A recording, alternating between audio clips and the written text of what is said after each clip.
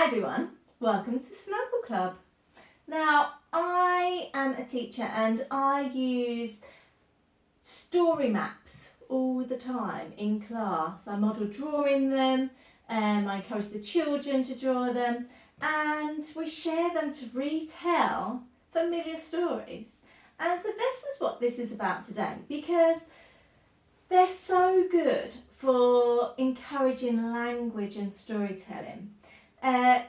Children that are just getting to grips with language can keep it nice and simple and a nice simple story, and then as they get more confident with their vocabulary, they can make it more detailed, so they can revisit the same story lots and lots of different times and it sounds different each time.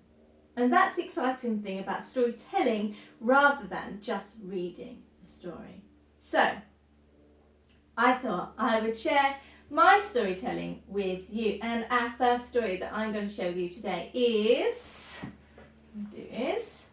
Goldilocks and the Three Bears.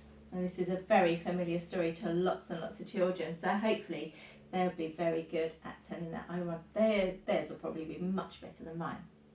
If you wanted to use just the pictures, you could always pause the screen and get the children to tell you their own parts of the story. You could even pick different children to tell you different parts, and that's always exciting because different things happen in their stories, so it's lovely. Okay, let's see.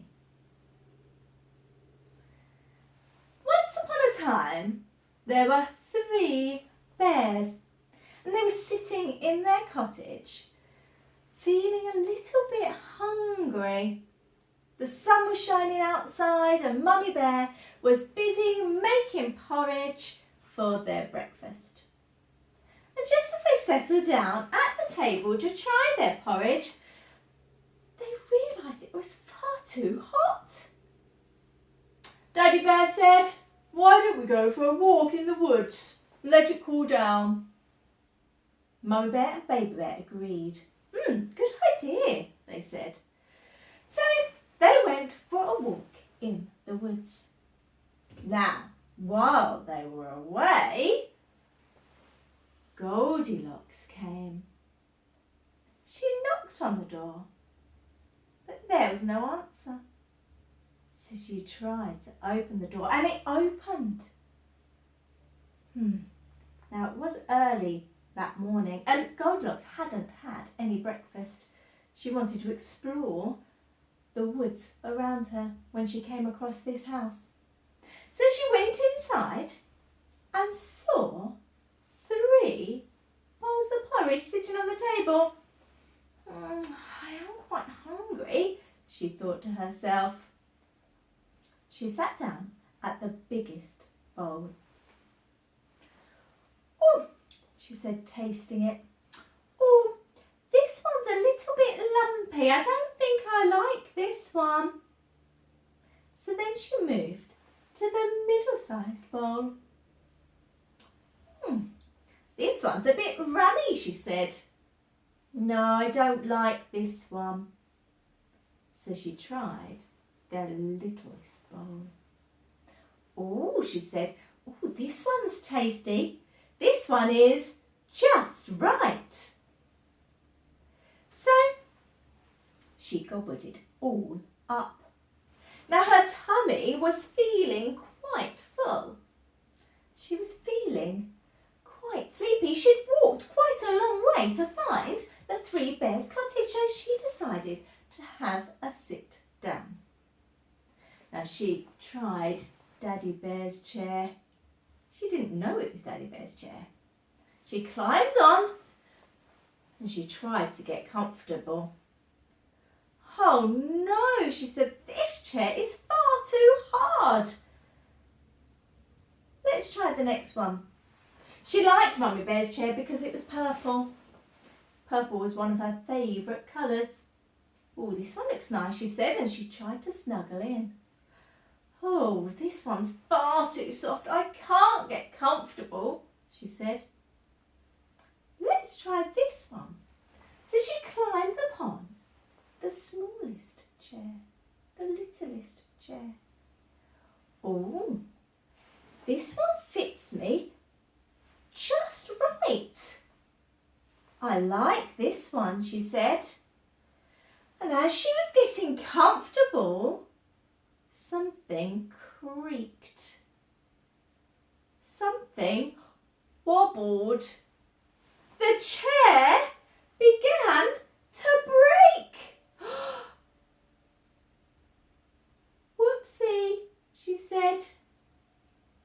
She started to yawn, and she'd explored the kitchen, she'd explored the living room, so she decided to explore a little bit further.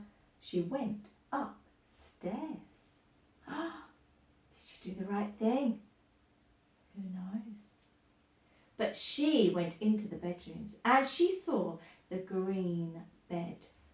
Oh, do you know what? She said, I think I could do with a lay down. She climbed upon the green bed and tried to get comfortable. She tossed and she turned and, oh, it's too hard, she said. Can't get comfortable here. So she went to the next bed. Oh, I like the look of this one, she said. It looks very cosy. So she climbed on board.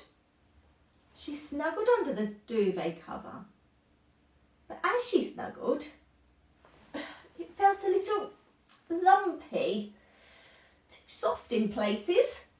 Oh, I can't get comfortable here, she said. Let's try and find another one. So then she found another bed. This time she climbed on board. She snuggled up and relaxed. And she fell fast asleep. Meanwhile, the bears were getting hungry. They decided to go back home. So in they went through the door and they saw their porridge bowls. It wasn't steaming hot anymore, so they thought, oh, that's good, we can tuck in. Daddy Bear looked at his bowl and he could see that some of it had gone. Who's been eating my porridge? He said. Mummy Bear looked at her bowl and she could see some had disappeared too. Who's been eating my porridge? Baby Bear looked at his bowl aghast. Who's been eating my porridge? And they've eaten it all up. He began to cry. Oh, let's see what happens next. They went into the living room. Daddy Bear looked at his chair and he could see things were out of place. Who's been sitting on my chair? Mummy Bear looked at hers and things were out of place on hers too. Who's been sitting on my chair? She said. Baby Bear was shocked. Who's been sitting on my chair and they've broken it? And now he's really crying. He's so upset. They decided to explore further. They went upstairs. Daddy Bear looked at his bed all ruffled. Who's been sleeping in my bed? Mummy Bear looked at her bed and could see that the duvet and the pillows were out of place. Who's been sleeping on my bed? Baby Bear looked at his bed and started to quietly sob. Who's been sleeping in my bed? They're still there. They gathered around Baby Bear's bed. So when Goldilocks woke up, she saw the bears. She screamed, "Ah!" It was such a shock. She jumped up and she ran out of the bear's cottage, never to be seen again. Daddy Bear fixed Baby Bear's chair. Mummy Bear made some more porridge. They never did see Goldilocks again. What happened next is up to you.